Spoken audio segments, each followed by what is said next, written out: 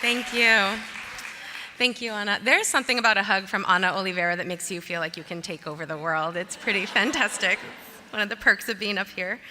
And I also want to express my deep gratitude to the New York Women's Foundation for the opportunity to speak today, and in solidarity with all my fellow grantee partners, of whom I have the honor of working with. This opportunity to speak and be heard, for me to share something of myself with people who will listen and accept my truth, is something that feels so natural and so human. But we are all painfully aware about how rare that connection actually is, especially when the stakes are high. When we tell the truth about our experiences of sexual violence, that truth is often met with disbelief or disregard or even degradation.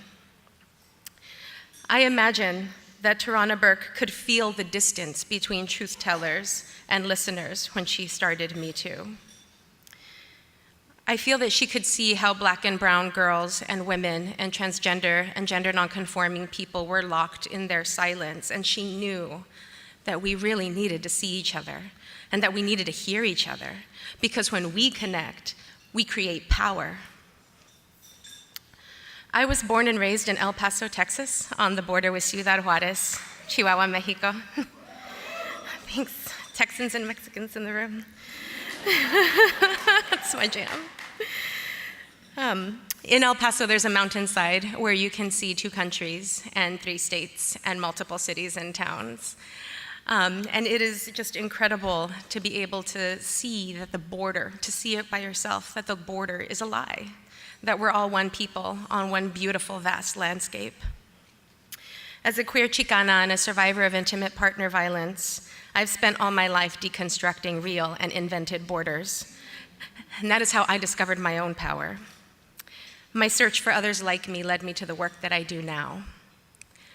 In 2017, I joined the team at the Violence Intervention Program here in New York City. At VIP, we work with Latina survivors of intimate partner and sexual violence, most of whom are immigrant women. They are survivors of a complex intersection of interpersonal and state violence that often starts in a home country where gender-based and gang violence runs rampant. And it continues on a migratory journey where rape is such a foregone conclusion that most of our clients report taking contraception to avoid becoming pregnant by it. Once they arrive in the United States, their lives are either subjected to a violent immigration system, or they have the opportunity to try to create a life in the shadows for themselves and their families. Their stories of intimate partner violence and sexual assault are often never told. Because VIP is an organization that was founded by and for Latinx survivors, we are a trusted community presence, which gives us the responsibility and the great privilege to support survivors who may otherwise never disclose their stories. It all starts with the courage to speak what feels like the unspeakable. The Violence Intervention Program runs a 24/7 bilingual hotline where callers connect to a compassionate voice that goes over all the options that might be and connects them for ongoing support. And that ongoing support looks like advocacy within US-based systems that feel like a complete mystery, let's face it, for most of us, and especially for immigrants. At VIP, we're cultural interpreters of those systems, helping people connect to find refuge at our shelters and our transitional housing programs, to access benefits, to be able to connect to legal representation, and to begin a healing process. But we know that those basic services are not always going to translate into long-term stability. We have learned that the linchpin for liberation is economic justice. And so we help our clients to obtain that justice by helping them to build small businesses in a solidarity economy process so that they can support one another as they build their own economic security. And I am incredibly proud to announce that in next spring, the VIP will be launching its first ever workers' cooperative. Thanks.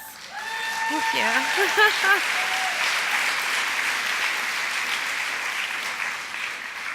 And it will be exclusively owned and operated by Latina immigrant survivors of intimate partner and sexual violence.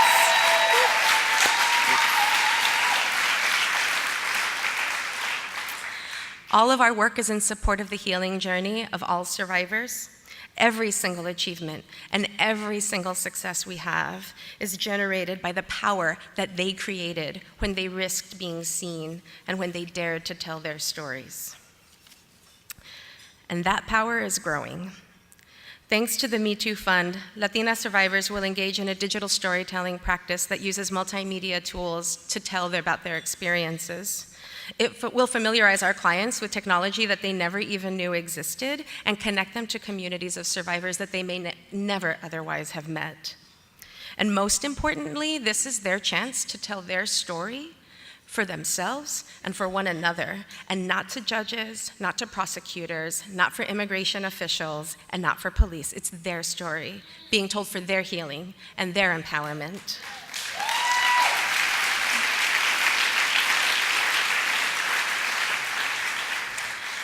So please accept my deep gratitude to you for funding and supporting the New York Women's Foundation and investing in the power of our unity and the work of the Violence Intervention Program.